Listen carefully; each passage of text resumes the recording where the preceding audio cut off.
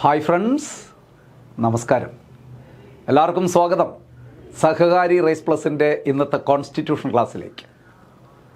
സുഹൃത്തുക്കളെ, ജീവിതം ഒരു സൂപ്പർ മാർക്കറ്റ് പോലെ എന്നാണ് പറയാറുള്ളത്. അതെന്താ അങ്ങനെ പറയാൻ കാരണം? എന്താ സൂപ്പർ മാർക്കറ്റിൻ്റെ പ്രത്യേകത? കിട്ടുന്നത് വാങ്ങുന്ന സ്ഥലമല്ല സൂപ്പർ മാർക്കറ്റ്. നമുക്കാവശ്യമുള്ളത് തിരഞ്ഞെടുക്കുന്ന സ്ഥലമാണ്, അല്ലേ? നമ്മുടെ ജീവിതവും അങ്ങനെയല്ലേ? അങ്ങനെ ആയിരിക്കണം. കിട്ടുന്നത് കൊണ്ട് തൃപ്തി അടയുകയല്ല നിങ്ങൾ ചെയ്യേണ്ടത്. നിങ്ങളുടെ യോഗ്യതയ്ക്കനുസരിച്ച് നിങ്ങൾക്ക് അർഹതപ്പെട്ടത് നേടുന്നതുവരെ നിങ്ങളുടെ തിരച്ചിൽ തുടർന്നുകൊണ്ടേയിരിക്കണം. അങ്ങനെ തിരഞ്ഞ് നിങ്ങൾക്ക് ഏറ്റവും ആപ്റ്റായിട്ടുള്ളത് കിട്ടുന്നതുവരെ നിങ്ങളുടെ പരിശ്രമം തുടർന്നുകൊണ്ടേയിരിക്കുക. ഒപ്പം ഞങ്ങളുണ്ട്, സഹകാരി റേസ് പ്ലസ് ഉണ്ട്. ആഗ്രഹങ്ങളെല്ലാം സഫലീകരിക്കട്ടെ. എല്ലാവർക്കും വലിയ വിജയം നേടാൻ കഴിയട്ടെ.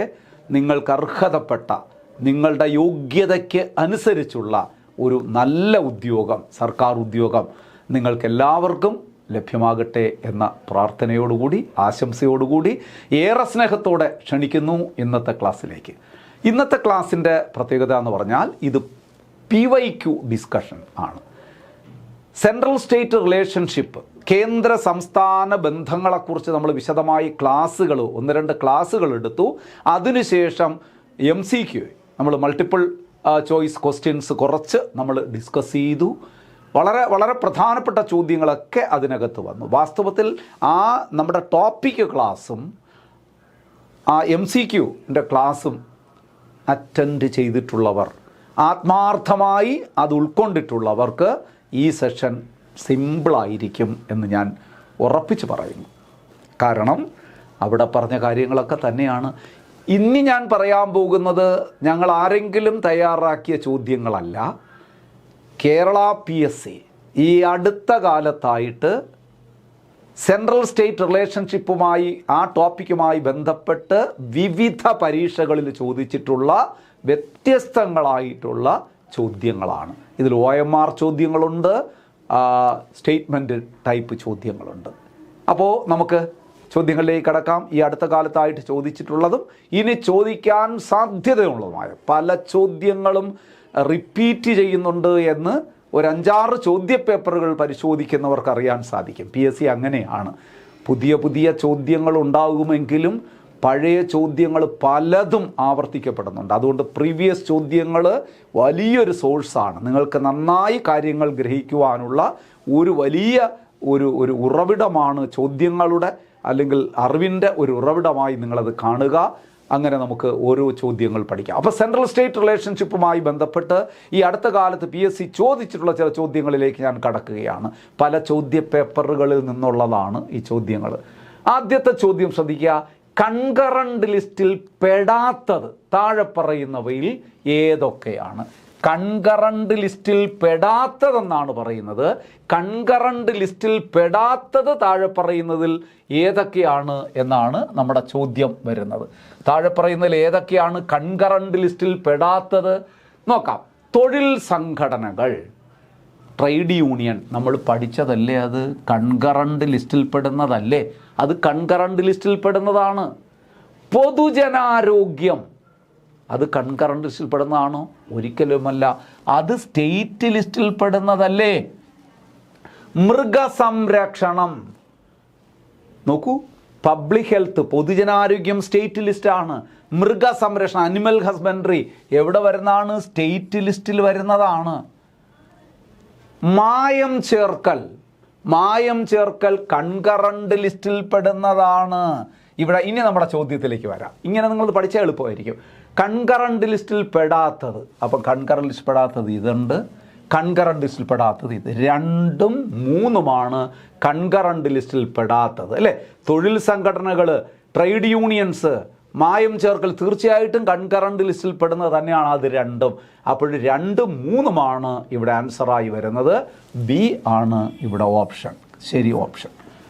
കൺകറന്റ് ലിസ്റ്റിൽ പെടാത്തതാണ് ചോദിച്ചിരിക്കുന്നത്. അടുത്ത് നോക്കൂ. താഴെ തന്നിരിക്കുന്നവയിൽ യൂണിയൻ ലിസ്റ്റിൽ ഉൾപ്പെടുന്നത് കണ്ടോ? ലിസ്റ്റുകൾ വെരി ഇമ്പോർട്ടൻ്റ് ആണ്. ചോദ്യങ്ങൾ കണ്ടോ? ഇതൊക്കെ ഇതിപ്പോൾ 2025 ചോദിച്ച ചോദ്യമാണ്. ഇതും അതുപോലെ തന്നെ 2025 റീസെൻ്റായിട്ട് ചോദിച്ച ചോദ്യങ്ങളാണ്. താഴെ തന്നിരിക്കുന്നവയിൽ യൂണിയൻ ലിസ്റ്റിൽ ഉൾപ്പെടുന്നത് കണ്ടോ, നമ്മൾ ഇത് ഇവിടെ പറയുന്നത് ലിസ്റ്റിൽ ഉൾപ്പെടാത്തത് അല്ലെങ്കിൽ പെടാത്തത്, ഇവിടെ ഉൾപ്പെടുന്നതാണ്. അപ്പോൾ നമുക്ക് നോക്കാം. അതുപോലെ തന്നെ നമുക്കൊന്ന് മാർക്ക് ചെയ്ത് പോകാം. യൂണിയൻ ലിസ്റ്റിൽ ഉൾപ്പെടുന്നതാണ് നമുക്ക് വേണ്ടത്. ഫിഷറീസ് എന്ന് പറയുന്നത് സ്റ്റേറ്റ് ലിസ്റ്റിലെ വിഷയമാണ്. കാർഷിക വരുമാന നികുതിയാണ്, സ്റ്റേറ്റ് ലിസ്റ്റ് തന്നെയാണ്. അല്ലാതെ മറ്റേ ഇൻകം ടാക്സ് ഒക്കെ ആണെങ്കിൽ യൂണിയൻ ലിസ്റ്റിൽ പോയേനെ. വില നിയന്ത്രണം, പ്രൈസ് കൺട്രോൾ കൺകറന്റ് ലിസ്റ്റിൽ ഉൾപ്പെടുന്ന വിഷയമാണ്. ലോട്ടറി യൂണിയൻ ലിസ്റ്റിൽ ഉൾപ്പെടുന്ന വിഷയമാണ്. അപ്പോൾ ഇവിടെ നമുക്ക് വേണ്ടത് യൂണിയൻ ലിസ്റ്റിൽ ഉൾപ്പെടുന്നത് ഏതാണ്. യൂണിയൻ ലിസ്റ്റിൽ ഇവിടെ ഒന്ന് മാത്രമേ ഉൾപ്പെട്ടിട്ടുള്ളൂ, ഡി ആണ് ഇവിടെ ഓപ്ഷനായി വരുന്നത്, ലോട്ടറിയാണ്. ക്ലിയർ അല്ലേ? ഇങ്ങനെ ഓരോന്ന് മാർക്ക് ചെയ്ത് പോയാൽ ആ സബ്ജക്റ്റ് കൂടെ നിങ്ങൾക്ക് പഠിച്ചു പോകാം. ആ സബ്ജക്റ്റ് എവിടെ ഉൾപ്പെട്ടതെന്നും കൂടെ പഠിച്ചു പോകാം. അടുത്തത് നോക്കൂ, ചേരുംപടി ചേർക്കുക. യൂണിയൻ ലിസ്റ്റ്, സംസ്ഥാന ലിസ്റ്റ്, കൺകറന്റ് ലിസ്റ്റ്, അവശിഷ്ടാധികാരം. അവിടെ വനം, സൈബർ നിയമങ്ങൾ, സെൻസസ്, ജയിലുകൾ.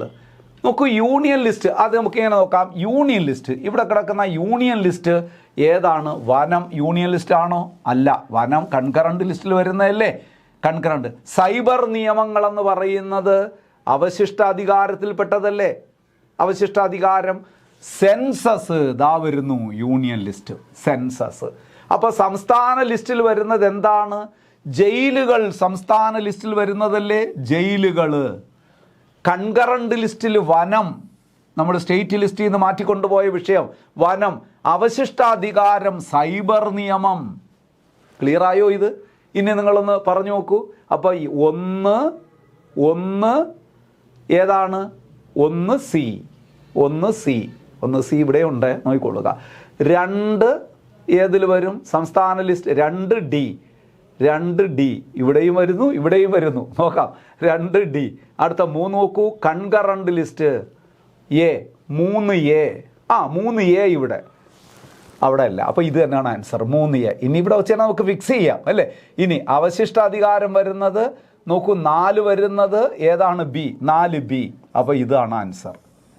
ക്ലിയറായി? നിങ്ങൾ ഇങ്ങനെ ഒന്ന് വരച്ചാൽ മതി, പെട്ടെന്ന് മാർക്ക് ചെയ്ത് പോയാൽ മതി അല്ലേ. Union list, census. സംസ്ഥാന ലിസ്റ്റിൽ ഇവിടെ വരുന്നത് ജയിലുകൾ. കൺകറന്റ് ലിസ്റ്റ് വരുന്നത് വനം.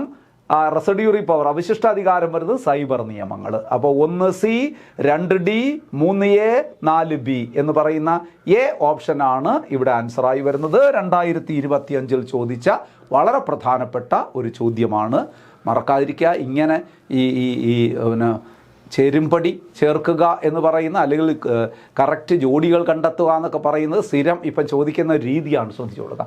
ഭരണഘടനയുടെ 7ാം പട്ടികയിൽ പ്രതിപാദിച്ചിരിക്കുന്ന അവശിഷ്ടാധികാരം, 7ാം പട്ടിക 7ാം ഷെഡ്യൂള് ലിസ്റ്റുകളാണ്, ഓർമ്മ വരുമല്ലോ നിങ്ങൾക്ക്. അതിൽ പ്രതിപാദിച്ചിരിക്കുന്ന അവശിഷ്ടാധികാരം, റെസിഡ്യൂറി പവറുമായി ബന്ധപ്പെട്ട പ്രസ്താവനകൾ എന്ന് പറഞ്ഞാൽ ശരി പ്രസ്താവനകൾ തന്നെ, അങ്ങനെ പറയുമ്പോൾ നിങ്ങൾ ഓർത്തോളൂ, അതുമായി ബന്ധപ്പെട്ട പ്രസ്താവന. സൈബർ നിയമങ്ങൾ അധികാരങ്ങൾക്ക് ഉദാഹരണമാണ്. കറക്റ്റ് അല്ലേ? സൈബർ ക്രൈം ഒക്കെ നമ്മൾ പറഞ്ഞു, സൈബർ ലോസ് എല്ലാം എവിടെ വരുന്നത്? അവശിഷ്ടാധികാരം. ഈ ആശയം കടമെടുത്തിരിക്കുന്നത് കാനഡയുടെ ഭരണഘടനയിൽ നിന്നാണ്. കറക്റ്റ് അല്ലേ? മായം ചേർക്കൽ അവശിഷ്ടാധികാരത്തിൽ പെടുന്നു. തെറ്റ്. മായം ചേർക്കൽ കൺകറന്റ് ലിസ്റ്റിലാണ് പെടുന്നത്. കൺകറന്റ് ലിസ്റ്റിൽ, അവശിഷ്ടാധികാരമല്ല, അത് കൺകറന്റ് ലിസ്റ്റാണ്. അവശിഷ്ടാധികാരത്തിൽ നിന്ന് നിയമം നിർമ്മിക്കാനുള്ള അധികാരം ഗവൺമെൻറ്റിന്. ഇവിടെ ഉദ്ദേശിക്കുന്നത് കേന്ദ്ര ഗവൺമെൻറ് എന്ന് തന്നെയാണ് ഉദ്ദേശിക്കുന്നത്. കേന്ദ്ര ഗവൺമെൻറ്റിനാണ് അവശിഷ്ടാധികാരങ്ങൾ, അതും കറക്റ്റാണ്. അപ്പോൾ ഇവിടെ ഏതാണ്? 3 തെറ്റായിരിക്കുന്നത്. നമ്മൾ ചോദ്യം എന്തായിരുന്നു? ഭരണഘടനയുടെ 7ാം പട്ടികയിൽ പ്രതിപാദിച്ചിരിക്കുന്ന അവശിഷ്ടാധികാരവുമായി ബന്ധപ്പെട്ട ശരിയായ പ്രസ്താവന 1, 2, 4 അങ്ങനെ ഉണ്ടൊരു ഓപ്ഷൻ. 1, 2, 4 ഡി ഓപ്ഷനാണ് ഇവിടെ ആൻസറായി വരുന്നത്. ക്ലിയർ അല്ലേ? നല്ല ചോദ്യമല്ലേ? നോക്കൂ, പ്രാദേശിക ഗവൺമെൻറ്റുകൾ ഏത് ലിസ്റ്റിൽ ഉൾപ്പെടുന്നു? നിങ്ങൾ ഈ മലയാളത്തിലെ വാക്കുകളൊക്കെ വരുമ്പോൾ പെട്ടെന്ന് ആശയക്കുഴപ്പം വരും. ലോക്കൽ സെൽ ഗവൺമെൻറ്, തദ്ദേശ സ്വയംഭരണത്തെയാണ് പ്രാദേശിക ഭരണം എന്നൊക്കെ പറയുന്നത്. ലോക്കൽ ഗവൺമെൻറ്റിനെയാണ് പിന്നെ എന്താ നമ്മൾ പറയുന്നത്, ലോക്കൽ സെൽ ഗവൺമെൻറ് എന്നൊക്കെ പറയുന്നത് എല്ലാം ഒന്ന് തന്നെയാണ്. അപ്പോൾ ലോക്കൽ സെൽ ഗവൺമെൻറ് ഏത് ലിസ്റ്റിൽ വരുന്നതാണ്? സ്റ്റേറ്റ് ലിസ്റ്റിലല്ലേ ലോക്കൽ ഗവൺമെൻറ് വരുന്നത്. അപ്പോൾ ഇവിടെ എ ആണ് ഇവിടെ ഓപ്ഷനായി വരുന്നത്. അടുത്ത നോക്കൂ, താഴെ തന്നിരിക്കുന്നവയിൽ ഗവൺമെൻറ്റിൻ്റെ ശിഷ്ടാധികാരത്തിൽ പെടാവുന്നത്. ശിഷ്ട എന്ന് പറഞ്ഞാൽ അവശിഷ്ടാധികാരം, ഈ ലിസ്റ്റിലൊന്നും വരാതെ ശിഷ്ടം വരുന്ന അശിഷ്ടാധികാരം, അതിനാണ് അവശിഷ്ടാധികാരം. താഴെ തന്നിരിക്കുന്നത് ഗവൺമെൻറ് ശിഷ്ടാധികാരത്തിൽ പെടുത്താവുന്നത്. രാജ്യരക്ഷ, അത് യൂണിയൻ ലിസ്റ്റിലല്ലേ വരുന്നത്? രാജ്യരക്ഷയൊക്കെ ദേശീയ പ്രാധാന്യമുള്ള വിഷയങ്ങളല്ലേ? ബി, ആണവ ഗവേഷണം യൂണിയൻ ലിസ്റ്റിൽ പെടുന്നതാണ്. ഇതെല്ലാം യൂണിയൻ ലിസ്റ്റാണ്.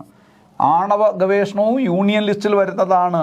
സൈബർ നിയമങ്ങൾ ഇതാ വരുന്നു, തീർച്ചയായിട്ടും അവശിഷ്ടത്തിൽ ഉൾപ്പെടുത്താവുന്നത് അത് തന്നെയാണ്. തീർത്ഥാടനം വരുന്നത് സ്റ്റേറ്റ് ലിസ്റ്റിലാണ്.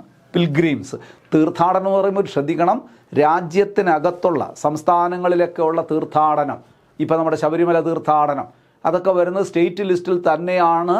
പക്ഷേ രാജ്യാന്തര തീർത്ഥാടനം വരുന്നത്, ഇന്ത്യക്ക് പുറത്തുള്ള തീർത്ഥാടനമൊക്കെ വരുമ്പോൾ സ്വാഭാവികമായിട്ടും അത് യൂണിയൻ ലിസ്റ്റിൽ വരും. ഇവിടെ ഇപ്പം തീർത്ഥാടനം പറയുമ്പോൾ നമ്മുടെ രാജ്യത്തിനകത്തുള്ളത് നിങ്ങൾ കണ്ടാൽ മതി, അത് സ്റ്റേറ്റ് ലിസ്റ്റിൽ പെട്ടതാണ്. അപ്പോൾ ഇവിടെ ചോദിച്ചിരിക്കുന്നത് അവശിഷ്ടാധികാരത്തിൽ പെടുത്താവുന്നത് ഏതെന്നാണ്. ഒറ്റൊരു പോയിൻ്റേ ഉള്ളൂ, ആ സൈബർ നിയമങ്ങളാണ്. സി ആണ് ഓപ്ഷൻ കറക്റ്റായി വരുന്നത്. അടുത്ത ചോദ്യം നോക്കൂ, ഇതെല്ലാം പ്രീവിയസ് ചോദ്യങ്ങളാണ്. 2024 ചോദിച്ചൊരു ചോദ്യമാണ് അടുത്ത പറയുന്നത്. There are 3 lists in the Indian Constitution which discussed about various subjects.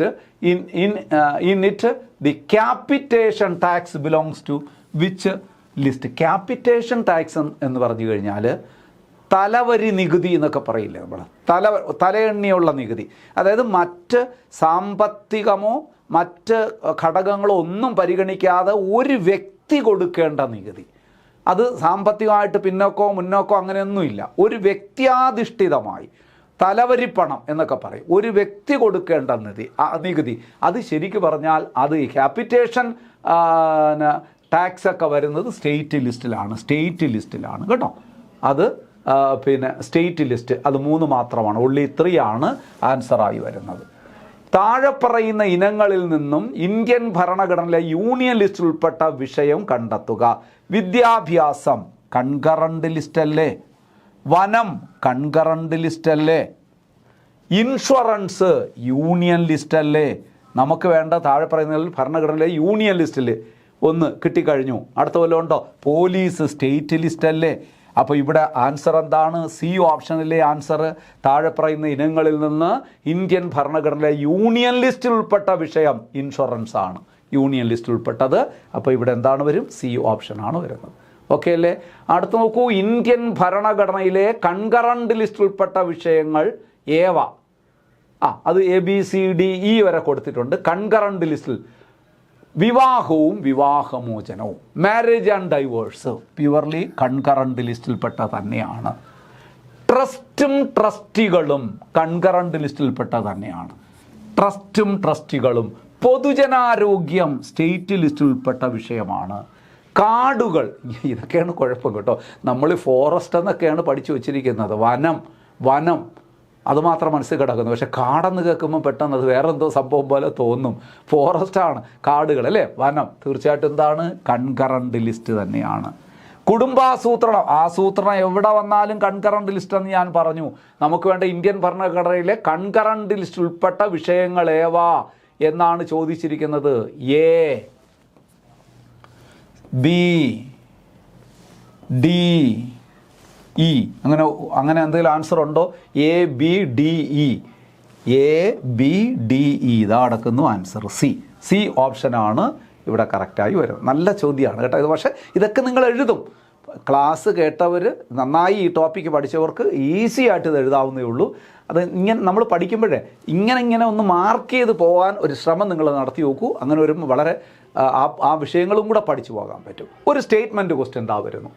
താഴെ തന്നിരിക്കുന്ന പ്രസ്താവനകളിൽ തെറ്റായ പ്രസ്താവന അഥവാ പ്രസ്താവനകളേവ? നമ്മുടെ കീവേഡ് എന്താണ്? തെറ്റായ.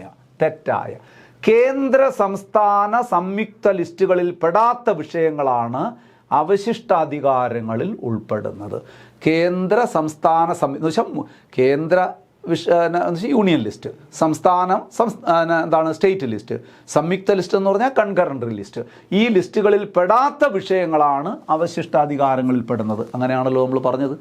ഭരണഘടന 3 ലിസ്റ്റുകളിലും 7ാം ഷെഡ്യൂളിൽ മുന്നോട്ട് വയ്ക്കുന്ന ആ 3 ലിസ്റ്റുകളിൽ ഉൾപ്പെടാത്ത വിഷയങ്ങൾ ആണ് കൺകറൻറ്റ് ലിസ്റ്റിൽ നമ്മുടെ അവശിഷ്ടാധികാരം എന്ന് പറയുന്നത്. അത് കറക്റ്റാണ്. സൈബർ നിയമങ്ങൾ അവശിഷ്ടാധികാരത്തിൽ ഉൾപ്പെടുന്നു. കറക്റ്റ് അല്ലേ? സൈബർ ലോസ് എല്ലാം വരുന്നത്, സൈബർ ലോസ് മറ്റ് 3 ലിസ്റ്റുകളിൽ ഉൾപ്പെട്ടിട്ടില്ല.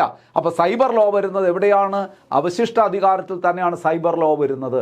അവശിഷ്ടാധികാരങ്ങളിൽ നിന്ന് നിയമം നിർമ്മിക്കാൻ കേന്ദ്ര ഗവൺമെൻറ്റിനും സംസ്ഥാന ഗവൺമെൻറ്റുകൾക്കും അധികാരമുണ്ട്. പൊട്ടത്തെറ്റല്ലേ ആ പ്രസ്താവന? റെസിഡ്യൂറി പവർ എന്ന് പറഞ്ഞാൽ that is exclusive power of union government.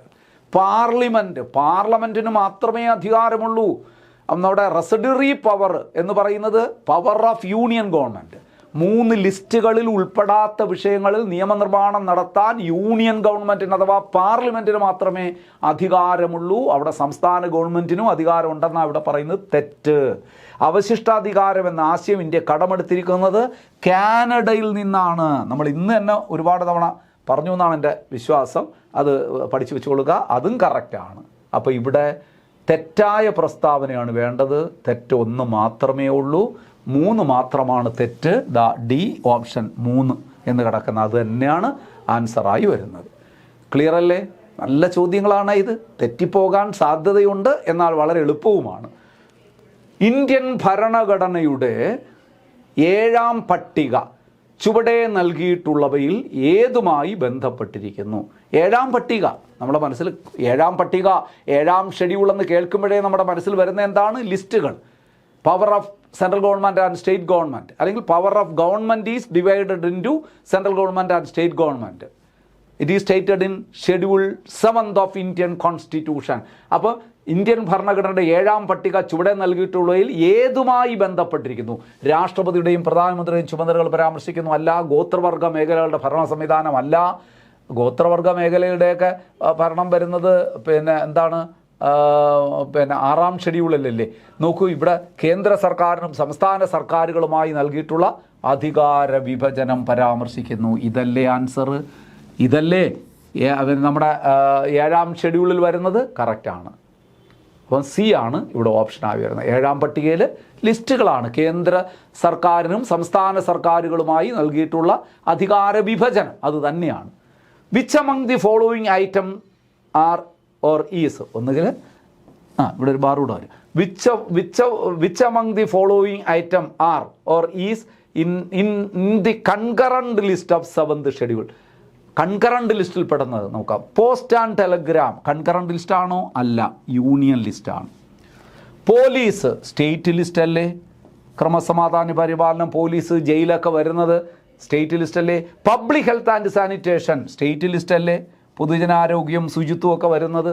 Social securities and social insurance, വെറും ഇൻഷുറൻസ് എന്ന് കേട്ടാൽ യൂണിയൻ ലിസ്റ്റാണ്. ഇവിടെ social securities and social insurance തീർച്ചയായിട്ടും കൺകറൻറ്റ് ലിസ്റ്റാണ്. അപ്പോൾ which among the following item is concurrent list എന്ന് ചോദിച്ചാൽ ഇവിടെ ആൻസർ ഡി ആണ് ഓപ്ഷൻ കറക്റ്റായി വരുന്നത്. D option. നല്ല ചോദ്യങ്ങളാണ്, ആവർത്തിക്കപ്പെടുന്ന ചോദ്യങ്ങളാണ്. ഇനിയും പരീക്ഷകൾക്ക് ചോദിക്കാൻ ഒരുപാട് സാധ്യതകളാണ്. നന്നായി പഠിച്ച് തന്നെ പോകണം. നോക്കൂ, അടുത്തത് വിദ്യാഭ്യാസം ഏത് ലിസ്റ്റുമായി ബന്ധപ്പെട്ടിരിക്കുന്നു?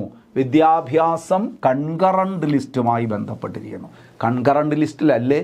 വാസ്തവത്തിൽ വിദ്യാഭ്യാസം തുടക്കത്തിൽ കൺകറൻറ്റ് ലിസ്റ്റിലല്ലായിരുന്നു, സ്റ്റേറ്റ് ലിസ്റ്റിലായിരുന്നു അല്ലേ? 42ാം ഭേദഗതിയിലൂടെ നമ്മൾ ഒരുപാട് തവണ പറഞ്ഞാണ്. 42ാം ഭേദഗതിയിലൂടെ 1976 5 വിഷയങ്ങൾ സ്റ്റേറ്റ് ലിസ്റ്റിൽ നിന്ന് കൺകറൻറ്റ് ലിസ്റ്റിലേക്ക് വന്നത്.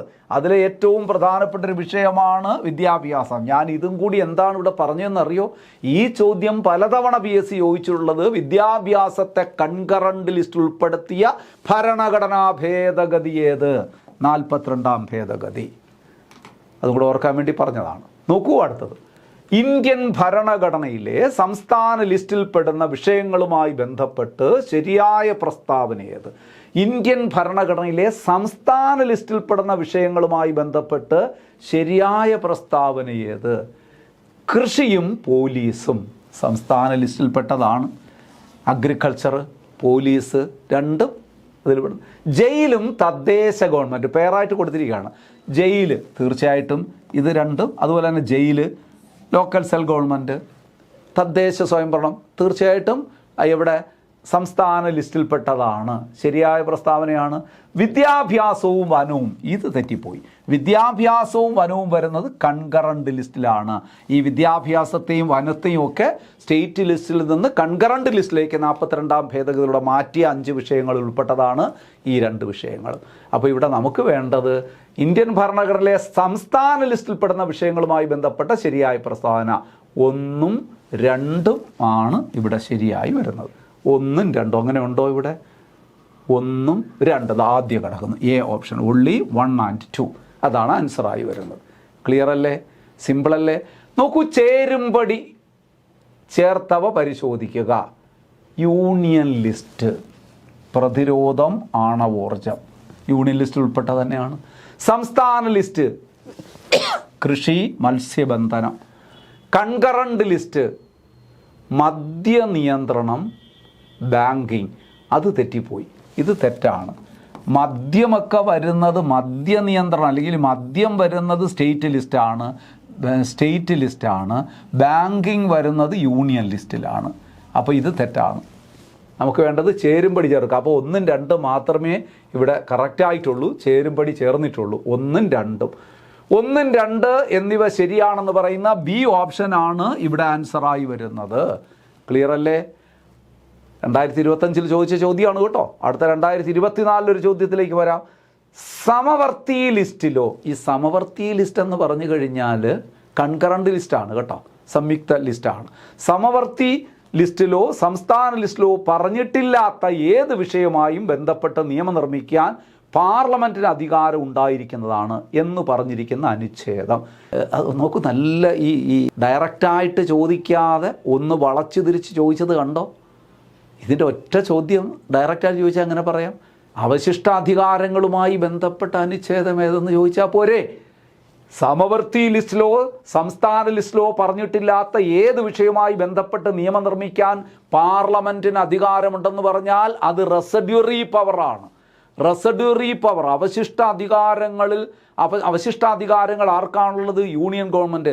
അവശിഷ്ടാധികാരങ്ങൾ ഏത് അനുച്ഛേദത്തിലാണ് പറഞ്ഞിരിക്കുന്നതെന്നാണ് ചോദിച്ചിരിക്കുന്നത്. ഞാൻ നേരത്തെ ഒരു ക്വസ്റ്റ്യൻ പറഞ്ഞപ്പോൾ പറഞ്ഞാണ് അനുച്ഛേദം 248 ആർട്ടിക്കിൾ 248 ആണ് article relating to residuary power. അപ്പം ഡി ഓപ്ഷനാണ് ഇവിടെ ആൻസറായി വരുന്നത്. നെക്സ്റ്റ്, സ്റ്റേറ്റ്, യൂണിയൻ, കൺകറൻറ്റ് ലിസ്റ്റുമായി ബന്ധപ്പെട്ട് താഴെ പറയുന്ന ശരിയായ പ്രസ്താവന. നമുക്ക് വേണ്ടത് ശരിയായതാണ്. 3 ലിസ്റ്റും പറഞ്ഞു: state, union, concurrent list. State list 97 വിഷയങ്ങൾ, യൂണിയൻ ലിസ്റ്റ് 66 വിഷയങ്ങൾ, കൺകറൻറ്റ് ലിസ്റ്റ് 47 വിഷയങ്ങൾ. അടുത്ത് നോക്കൂ, സ്റ്റേറ്റ് ലിസ്റ്റ് 47 വിഷയങ്ങൾ, യൂണിയൻ ലിസ്റ്റ് 66 വിഷയങ്ങൾ, കൺകറൻറ്റ് ലിസ്റ്റ് 97 വിഷയങ്ങൾ. അടുത്ത് നോക്കൂ, സ്റ്റേറ്റ് ലിസ്റ്റ് 66 വിഷയങ്ങൾ, യൂണിയൻ ലിസ്റ്റ് 47 വിഷയങ്ങൾ, കൺകറൻറ്റ് ലിസ്റ്റ് 97 വിഷയങ്ങൾ, സ്റ്റേറ്റ് ലിസ്റ്റ് 66 വിഷയങ്ങൾ, യൂണിയൻ ലിസ്റ്റ് 97 വിഷയങ്ങൾ, കൺകറൻറ്റ് ലിസ്റ്റ് 47 വിഷയങ്ങൾ. ഒരല്പം തലവേദന വരും ഇത് കാണുമ്പം. നമ്മൾ പഠിച്ചിട്ടുണ്ട്, ഞാൻ നിങ്ങളോട് പ്രത്യേകം പറഞ്ഞിട്ടുണ്ട്, പഴയ ലിസ്റ്റ് പ്രകാരം നിങ്ങളൊന്ന് ഇതൊന്ന് ശ്രദ്ധിക്കുക. പഴയ ലിസ്റ്റ് പ്രകാരം യൂണിയൻ ലിസ്റ്റ്, പഴയ യൂണിയൻ ലിസ്റ്റ് നോക്കൂ, സ്റ്റേറ്റ് ലിസ്റ്റ്, കൺകറൻറ്റ് ലിസ്റ്റ്. ഇത് ഞാൻ പറയുന്നത് ഇത് 3 ലിസ്റ്റുകളുണ്ടെന്നറിയാമല്ലോ. ഇതിൽ പഴയ ലിസ്റ്റ് പ്രകാരം ഉള്ള ഒറിജിനൽ കോൺസ്റ്റിറ്റ്യൂഷൻ പ്രകാരം യൂണിയൻ ലിസ്റ്റിൽ 97, സ്റ്റേറ്റ് ലിസ്റ്റിൽ എത്ര വരും? 66 പഴയത്. കൺകറണ്ട് ലിസ്റ്റിൽ 47. പുതിയത് എങ്ങനെ? പുതിയ നിലവിൽ 97 എന്നുള്ളത് 98. ഇത് 59. സ്റ്റേറ്റ് ലിസ്റ്റിൽ ഇവിടെ 52. ഇങ്ങനെ ഒന്ന് മനസ്സിൽ വെച്ച് നോക്കൂ. ഇത് ഓൾഡാണ്, പഴയ. ഇത് ന്യൂ ആണ്, പുതിയ കണക്കാണ്. ഇവിടെ ഒന്ന് പരിശോധിച്ച് നോക്കൂ. ഇനി നിങ്ങൾ പുതിയത് ഒരിടത്തും പറഞ്ഞിട്ടില്ല. അപ്പോൾ നമ്മൾ പഴയത് പിടിച്ച് നോക്കൂ.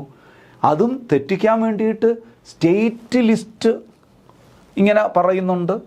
സ്റ്റേറ്റ് ലിസ്റ്റ് ഇവിടെ ഒന്ന് നോക്കാം നമുക്ക്. ശരിയായിട്ടുള്ള വിഷയം സ്റ്റേറ്റ് ലിസ്റ്റ് 97.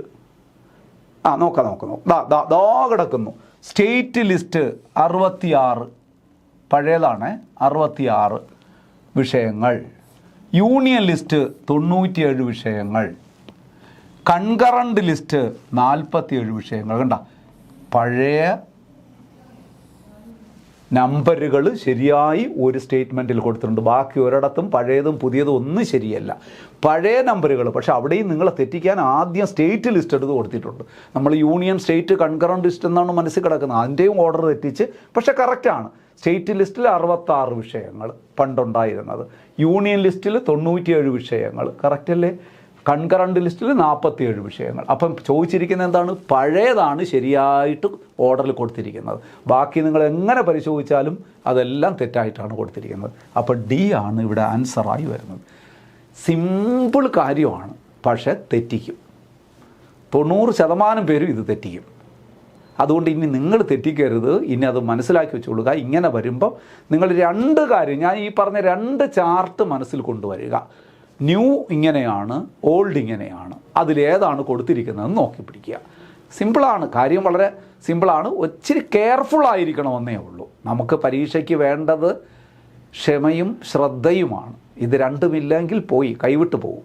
കാര്യങ്ങളൊക്കെ അറിയാമായിരുന്നാലും ക്ഷമയോടെ ചോദ്യം വായിക്കുവാനും ശ്രദ്ധയോടെ അതൊന്ന് മനനം ചെയ്യാനും ഉള്ള ഒരു സാവകാശം നിങ്ങൾ കാണിച്ചില്ല എങ്കിൽ അബദ്ധത്തിൽ ചാടും. അത് നമ്മുടെ കുറ്റമല്ല. നോക്കാം. താഴെ തന്നിട്ടുള്ള വകുപ്പുകളിൽ കൺകറണ്ട് ലിസ്റ്റിൽ ഉൾപ്പെടാത്ത വിഷയം ഏത്? വനം കൺകറണ്ടാണ്. തൊഴിലാളി സംഘടനകൾ, ട്രേഡ് യൂണിയനുകൾ കൺകറണ്ടാണ്. തദ്ദേശ സ്വയംഭരണ സ്ഥാപനങ്ങൾ കൺകറണ്ടിൽ ഉൾപ്പെടാത്തത് തന്നെയാണ്. സ്റ്റേറ്റ് ലിസ്റ്റാണ്. വിദ്യാഭ്യാസം കൺകറണ്ട് ലിസ്റ്റാണ്. അപ്പം താഴെ തന്നിട്ടുള്ള കൺകറണ്ട് ലിസ്റ്റിൽ ഉൾപ്പെടാത്ത വിഷയം ഒന്നേ ഉള്ളൂ. സി ഓപ്ഷനാണ്. തദ്ദേശ സ്വയംഭരണ സ്ഥാപനങ്ങൾ, ലോക്കൽ സെൽ ഗവൺമെൻറ് ബോഡീസ്, അത് സ്റ്റേറ്റ് ലിസ്റ്റിലാണ്. അപ്പോൾ സുഹൃത്തുക്കളെ, നല്ല കുറച്ച് ചോദ്യങ്ങളായിരുന്നു. പ്രീവിയസ് ചോദ്യങ്ങൾ എല്ലാം വളരെ പ്രധാനപ്പെട്ട ചോദ്യങ്ങളാണ്. ഒരുപാട് കാര്യങ്ങൾ നിങ്ങൾ മനസ്സിലാക്കി വയ്ക്കാനുള്ള ചോദ്യങ്ങളായിരുന്നു. നമ്മൾ പഠിച്ച ടോപ്പിക്കാണ്. നോക്കൂ, നിങ്ങൾ ആ ലിസ്റ്റുകളെന്ന് പറയുന്നത് എത്ര പ്രാധാന്യത്തോടുകൂടി PSC ചോദിച്ചിരിക്കുന്നത് നോക്കൂ. വിവിധ പരീക്ഷകളിൽ മിക്കവാറും ഒക്കെ ഒരു ക്വസ്റ്റ്യൻ തന്നെയാണ് ഈ ലിസ്റ്റുകളിൽ ഉൾപ്പെട്ട വിഷയങ്ങൾ. അത് കോമൺ ആയിട്ടുള്ള കുറച്ച് വിഷയം എടുത്തിട്ടാണ് അങ്ങോട്ടും ഇങ്ങോട്ടും മാറ്റി തിരിച്ചുമൊക്കെ ചോദിക്കുന്നത്. അല്പം ചിട്ടയോടുകൂടി നിങ്ങൾക്ക് പഠിക്കാമെങ്കിൽ, ഞാൻ നേരത്തെ പറഞ്ഞാൽ ക്ഷമയും ശ്രദ്ധയും നിങ്ങൾക്കുണ്ട് എങ്കിൽ നിങ്ങളെ പരാജയപ്പെടുത്താൻ ആർക്കും കഴിയില്ല. വലിയ വിജയം നേടാൻ നിങ്ങൾ റെഡിയായിരിക്കുകയാണ്. ആ വിജയം വാർത്ത കേൾക്കാൻ അതിനേക്കാളേറെ ആകാംക്ഷയോടുകൂടി ഞങ്ങളൊക്കെ കാത്തിരിക്കുകയാണ്. നല്ലത് സംഭവിക്കട്ടെ. കാണാം അടുത്ത ക്ലാസ്സിൽ വീണ്ടും. Thank you so much. Good bye.